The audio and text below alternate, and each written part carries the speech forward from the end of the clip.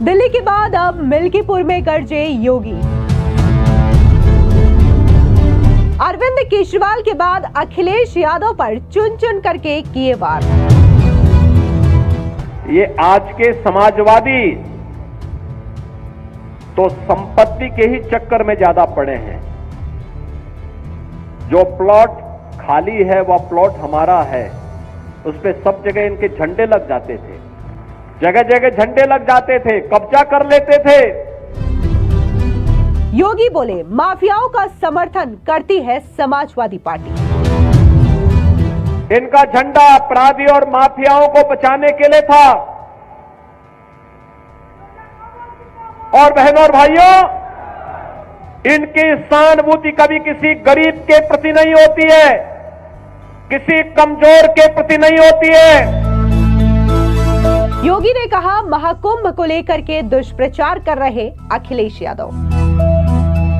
महाकुंभ को लेकर के जब पूरा देश और पूरी दुनिया प्रयागराज की धरती की ओर आकर्षित हो रही है, तब ये रोज महाकुंभ के बारे में दुष्प्रचार करते हैं।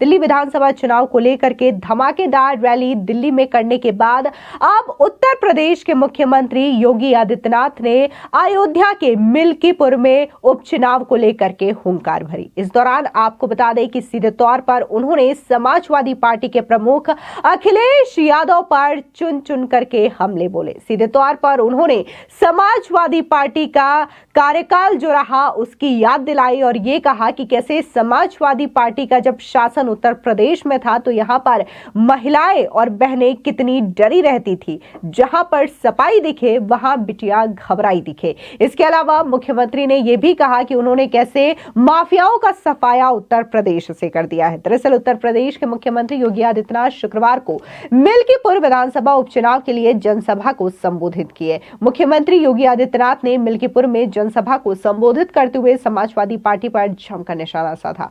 उन्होंने कहा कि एक तरफ महाकुंभ में करोड़ों लोग स्नान कर रहे हैं, दूसरी तरफ समाजवादी पार्टी के लोग दुष्प्रचार कर आस्था के साथ खिलवाड़ कर रहे हैं। मुख्यमंत्री योगी जैसे ही मंच पर पहुंचे, जय श्री राम के नारे लगने शुरू हो गए। मुख्यमंत्री ने अपने भाषण का प्रारंभ ही महाकुंभ का जिक्र करके किया। सुनिए क्या कुछ महाकुंभ को लेकर के मुख्यमंत्री योगी आदित्यनाथ ने कहा। बोलो सियावर रामचंद्र भगवान की, सियावर भगवान श्री राम के। भक्त वत्सल हनुमान जी महाराज के, भक्त वत्सल हनुमान जी महाराज के। सरयू मैया की, सरयू मैया की। नमः पार्वती पतिये हर हर। आज मुझे एक बार फिर से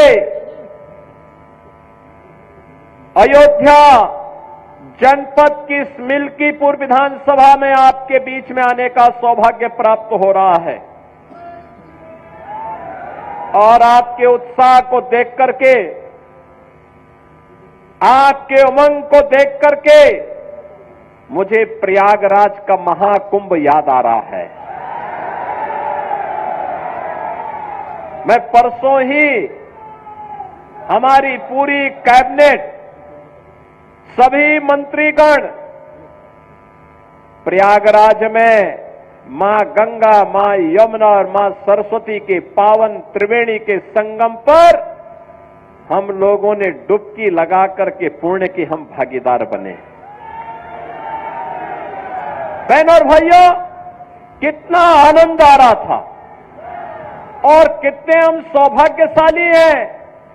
बिना भेदभाव के, बिना किसी बाधा के हमारे प्रदेश उत्तर प्रदेश में इस सदी की 144 वर्षों के बाद इतना पावन क्षण हमारे सामने आया कि हमें प्रयागराज के महाकुंभ में स्नान करने का सौभाग्य प्राप्त होकर के देश और दुनिया से आने वाले श्रद्धालुओं को उनकी सेवा करने का सौभाग्य प्राप्त हो रहा है।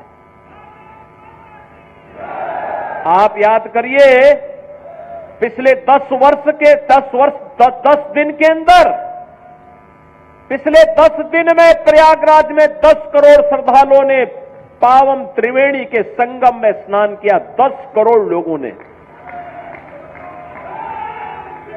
दुनिया के तमाम देशों की आबादी 10 करोड़ नहीं है। और 13 जनवरी से 26 फरवरी के इन 45 दिनों के अंदर महाकुंभ में जो स्नान होगा, बहनों और भाइयों, ये 45 करोड़ श्रद्धालुओं के आने की संभावना है। 45 करोड़ आबादी दुनिया में केवल 2 देशों की है। 45 करोड़ से ज्यादा, एक भारत की है और दूसरा चीन की है। बाकी दुनिया के जितने भी देश हैं, लगभग 200 देश हैं, उन 200 देशों की आबादी 45 से 40 करोड़ से कम ही है। हम उत्तर प्रदेशवासी, ये भारतवासी सौभाग्यशाली हैं।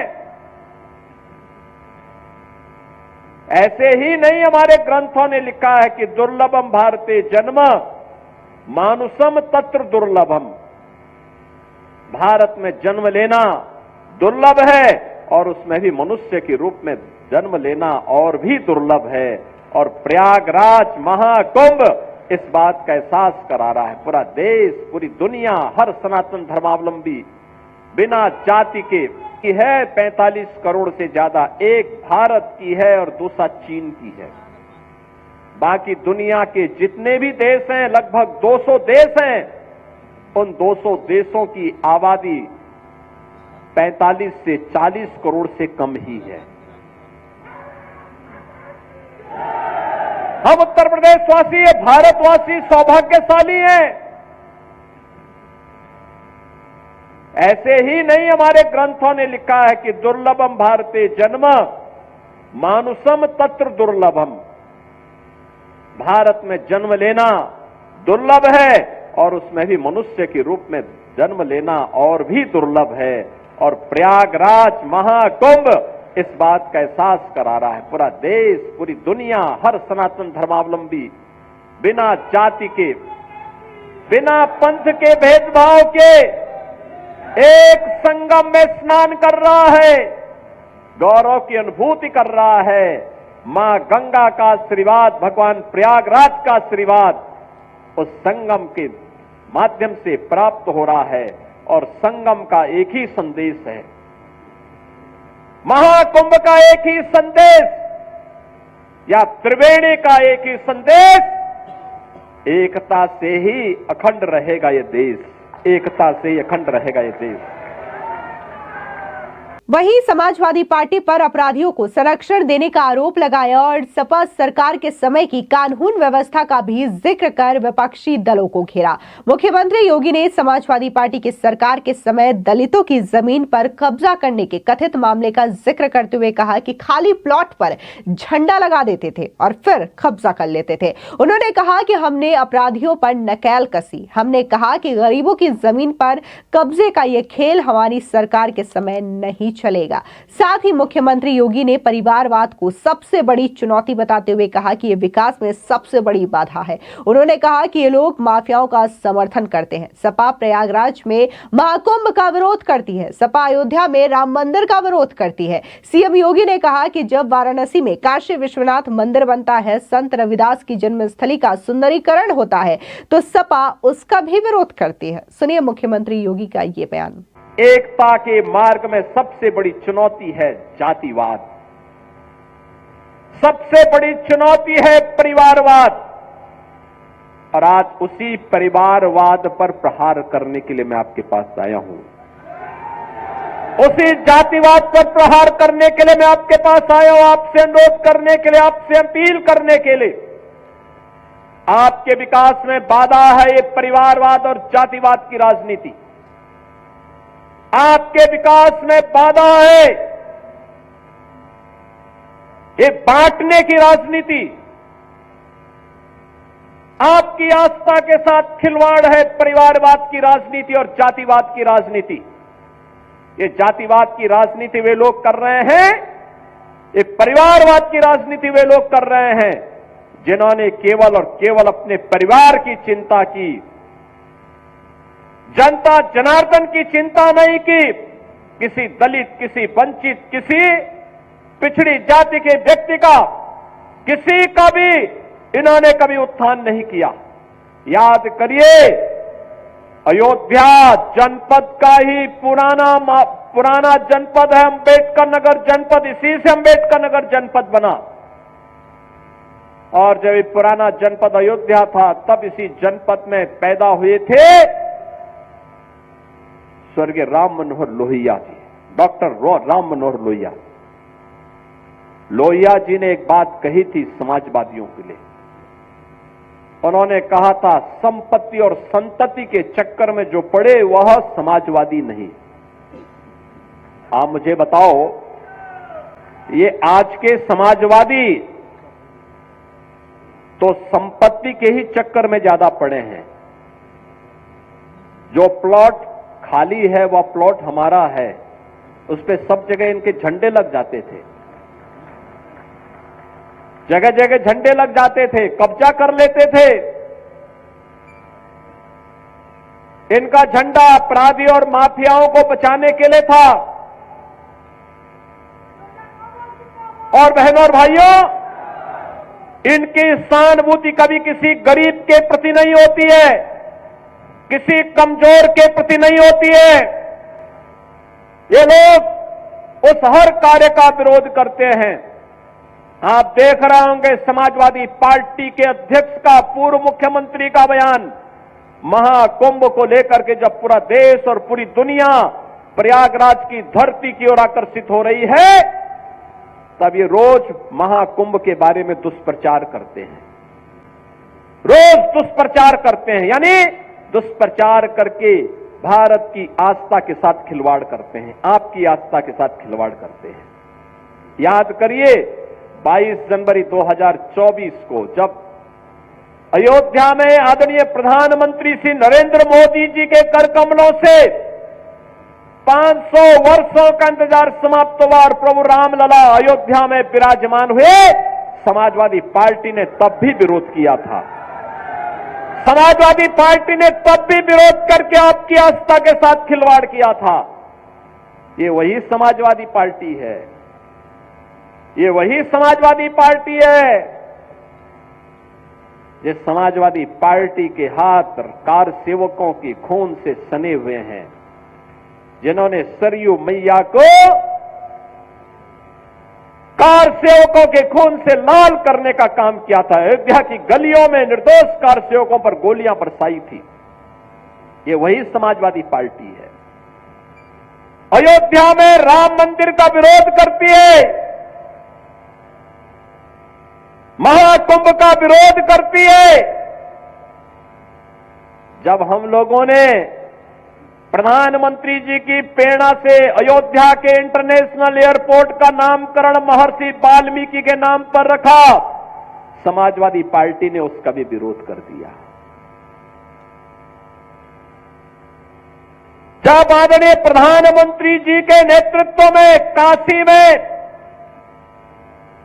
सदगुरु संत रविदास जी की जन्मभूमि क्षीर गोवर्धन का विकास होने लग गया, तो समाजवादी पार्टी ने उसका भी विरोध किया। जब महर्षि वाल्मीकि जी की पावन जन्मभूमि लालापुर उनकी साधना स्थली है, लालापुर के विकास के लिए हमारी सरकार ने पर्यटन विकास की योजना के माध्यम से कार्य करना प्रारंभ किया, समाजवादी पार्टी ने उसका भी विरोध किया। जब संत तुलसीदास जी, जिन्होंने रामलीलाओं के माध्यम से मध्यकाल में विदेशी हुकूमत की चूलों को हिलाने का काम किया था, जब राजापुर का विकास कराने के लिए हमारी सरकार आगे बढ़ी, तो समाजवादी पार्टी ने उसका भी विरोध किया।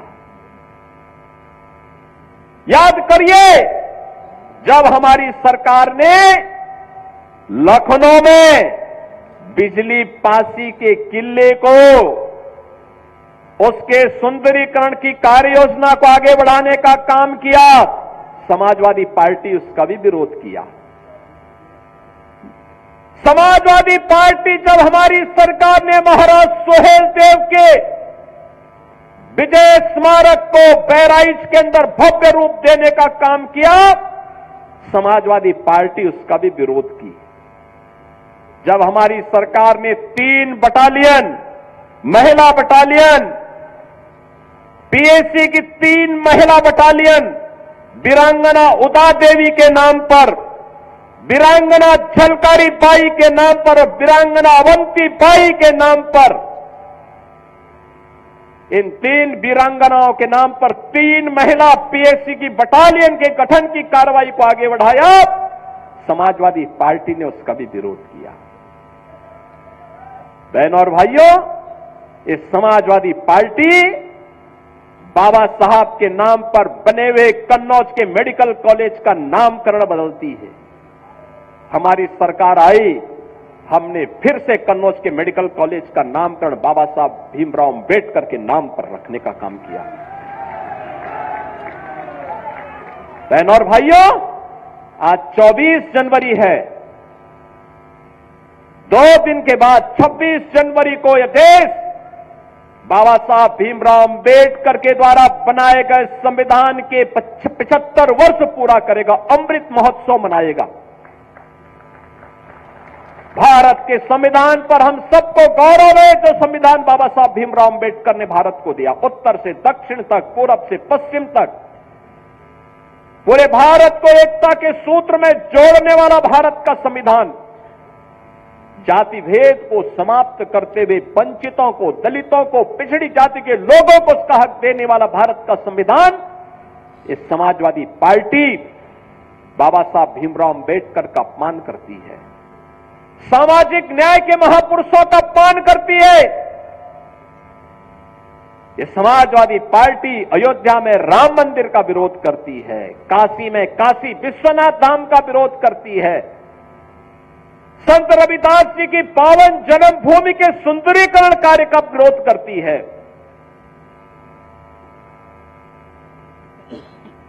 महर्षि वाल्मीकि के नामकरण से इंटरनेशनल एयरपोर्ट का विरोध करती है।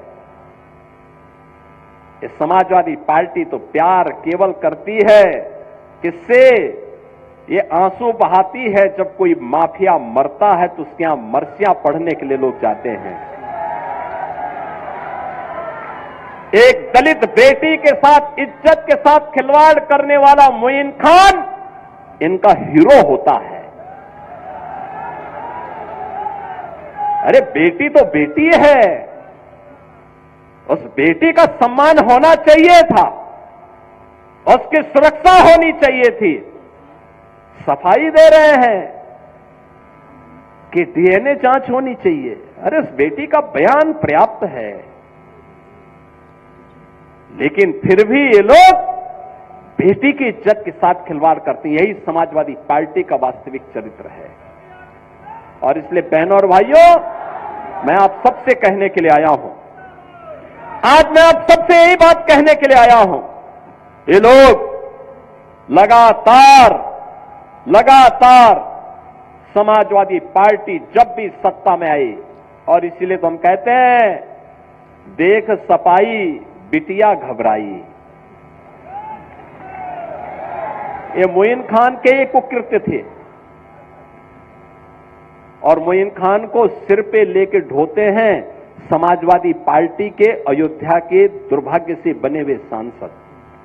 आपने देखा होगा ना, उसी मोइन खान को तो पैरवी कर रहे थे, उसके साथ फोटो खिंचवाने में गौरव की अनुभूति कर रहे हैं। और इसीलिए हम लोगों ने भी कहा कि नहीं, हम अयोध्या को, मिल्कीपुर के ही किसी सपूत को उनके 20 दे करके, वहां से वो विधायक बन करके वहां के विकास को ऐसे ही आगे बढ़ाने का काम करेंगे। मिल्कीपुर को भी अयोध्या की तर्ज पर विकास की बुलंदियों की ओर आगे पहुंचाना है।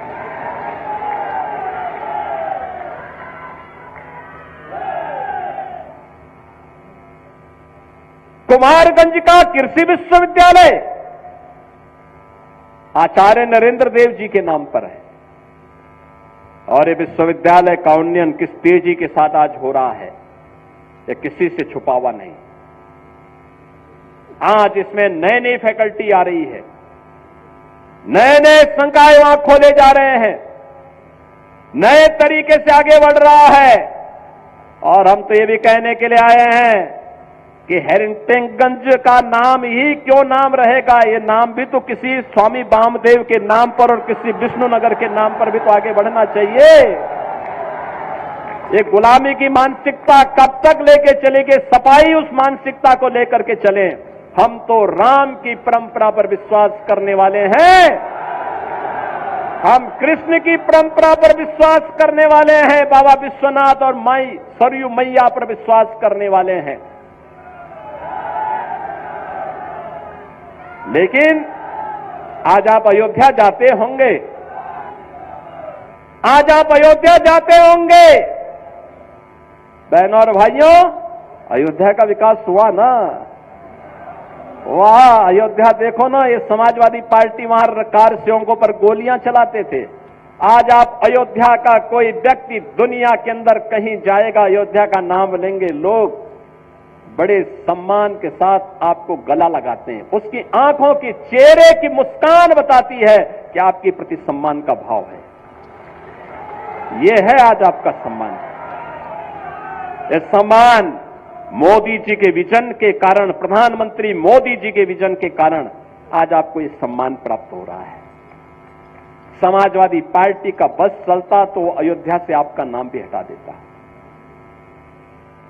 पूरी ताकत उसने लगाई थी, पूरी ताकत लगाई थी कि गुलामी के ढांचे को कोई कुछ टस से मस न कर सके। लेकिन हम लोग कहते थे चाहे कुछ भी हो, गुलामी का ढांचा तो हटेगा जरूर। और बहनों और भाइयों, आज गुलामी का ढांचा ही नहीं हो घटा है। इनके जितने भी ऐसे शागिर्द थे जो बेटी और बहन की सुरक्षा के लिए, किसी व्यापारी की सुरक्षा के लिए, उत्तर प्रदेश के किसी नागरिक की सुरक्षा के लिए, किसी दलित, किसी वंचित, किसी किसान की सुरक्षा के लिए जो खतरा बने हुए बड़े बड़े माफिया थे, दुर्दांत माफिया थे, जो जहां देखो वहां की जमीन को कब्जा करते थे, सुरक्षा में सेंध लगाने का काम करते थे, उनको भी कहा गया कि भाई देखो तुम्हारी यात्रा पूरी हो गई है, अब तुम जन्नत के हकदार नहीं हो, अब जाओ, राम नाम सत्य है भी तुम्हारे लिए नहीं पढ़ा जाएगा, तुम जहन्नुम की अपनी यात्रा में आगे बढ़ते जाओ। और बहनों और भाइयों, आज आप देख रहे होंगे कानून व्यवस्था की जब बात होती है तो उत्तर प्रदेश ही नहीं, देश के अंदर लोग कहते हैं उत्तर प्रदेश की पुलिस बहुत अच्छा काम कर रही है। आपने देखा होगा अभी हमारा एक इंस्पेक्टर भी, उत्तर प्रदेश पुलिस का एक इंस्पेक्टर शहीद हुआ है। माफिया और अपराधियों का वो दूसरी ओर से आए थे, लेकिन अब शेष उत्तर प्रदेश में शांति है, सुरक्षा का माहौल है। हर बेटी को, हर बहन को, हर एक को सुरक्षा प्रदान करना इस सरकार का दायित्व है। और नहीं तो समाजवादी पार्टी की सरकार के समय जब भी कोई पर्व और त्योहार आता था, एक दंगा शुरू हो जाता था। बेटी सड़क पे नहीं निकल सकती थी, व्यापारी की संपत्ति पर कभी भी ये लोग कब्जा करते थे, किसान के ट्यूबवेल में चोरी कर लेते थे, गाय और भैंस की भी चोरी हो जाती थी, यही तो करते थे लोग। और जो जितना बड़ा डकैत होता था, जितना बड़ा माफिया होता था, उसको समाजवादी पार्टी में उतना बड़ा ओहदा मिल जाता था। यही तो इनकी पहचान थी। और पहचान का संकट इन युवाओं के सामने होता था। उत्तर प्रदेश के बाहर जाते थे, लोग बोलते थे पहले कि उत्तर प्रदेश से, लोग उसकी तरफ से मुंह मोड़ लेते थे। और बहनों और भाइयों, मैं आज आपसे कह रहा हूं, आज उत्तर प्रदेश का दिवस भी है। आज ही के दिन 1950 में नोटिफिकेशन निकला था उत्तर प्रदेश के नाम से, आज ही के दिन निकला था। 2 जनपद उस समय जुड़े थे उत्तर प्रदेश में, वाराणसी भी और रामपुर भी, और 1950 में तब उत्तर प्रदेश का गठन हुआ था। आज ही के दिन 75 वर्ष आज उत्तर प्रदेश ने पूरे किए।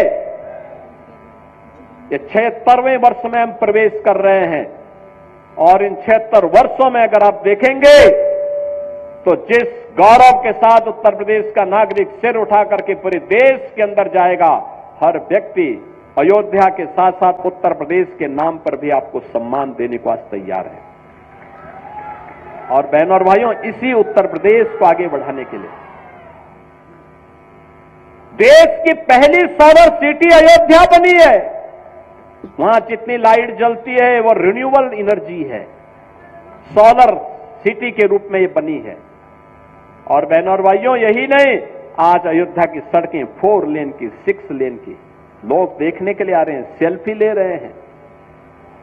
इसका लाभ मां सरयू का पानी जब राम जी की पेड़ी में आता है, समाजवादी पार्टी के समय में आपने राम जी की पेड़ी को देखा होगा, और जल वहीं सड़ता रहता था। लोग आते थे, देख करके संकोच के मारे एक डुबकी चुपचाप लगा करके किसी तरह से निकल पाते थे। आज तो एक ओर से आ रहा है, हर जी की पेड़ी, हरिद्वार की तर्ज पर ही राम जी की पेड़ी का जल भी हर व्यक्ति को पुण्य का भागीदार बना देता है जो अयोध्या आता है। दीपोत्सव एक नई पहचान दे रहा है, तो इसका लाभ यहां भी तो प्राप्त होना चाहिए, मिल्कीपुर में भी तो प्राप्त होना चाहिए। और इसके लिए तभी ये हो पाएगा जब अच्छे लोग चुने जाएंगे, अच्छे लोग चुने जाएंगे। हमारे यहां पर विधायकगण हैं, श्री रामचंद्र यादव जी रुधौली में विकास के लिए निरंतर प्रयास करते हैं, लगातार लगे रहते हैं। अमित चौहान जी लगातार लगे रहते हैं, लगातार उनके द्वारा प्रयास किया जाता है। ऐसे ही वेद प्रकाश गुप्ता जी अयोध्या में है ही, लगातार कार्य करते हैं। बहनों और भाइयों, लल्लू सिंह जी सांसद के रूप में तमाम परियोजनाएं अयोध्या के लिए लेकर के आए, विकास की अनेक योजनाओं को लेकर के आए। रेलवे स्टेशन का हो, एयरपोर्ट का हो, या फिर अयोध्या की कनेक्टिविटी को और बेहतर बनाने का हो, ये सभी कार्य आगे बढ़े, निरंतर आगे बढ़ रहे हैं। बाबा गोरखनाथ ने विधायक के रूप में अपने स्तर पर प्रयास किए थे, लगातार कार्य कर रहे थे। रामू प्रियदर्शी जी बहुत पहले अयोध्या के विधायक थे, मिल्कीपुर से विधायक थे, स्वावल के नाम पे विधानसभा थी। इन्होंने उस समय प्रयास किए। कप्पू तिवारी जी ने अपने समय में गोसाईगंज के विकास के लिए पूरा प्रयास किया। बहनों और भाइयों, भारतीय जनता पार्टी में रह करके जो भी कार्य करेगा, विकास के लिए पैसे की कमी कहीं आड़े नहीं आने दी जाएगी, क्योंकि यहां पर परिवारवाद नहीं, यहां पे जातिवाद नहीं, यहां तो एक ही वाद है और वह है राष्ट्रवाद है, केवल राष्ट्रवाद है।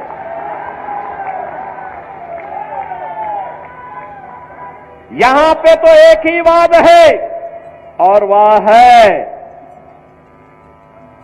कि अयोध्या धाम का एक ही संदेश, एकता से ही अखंड रहेगा ये देश, एकता से।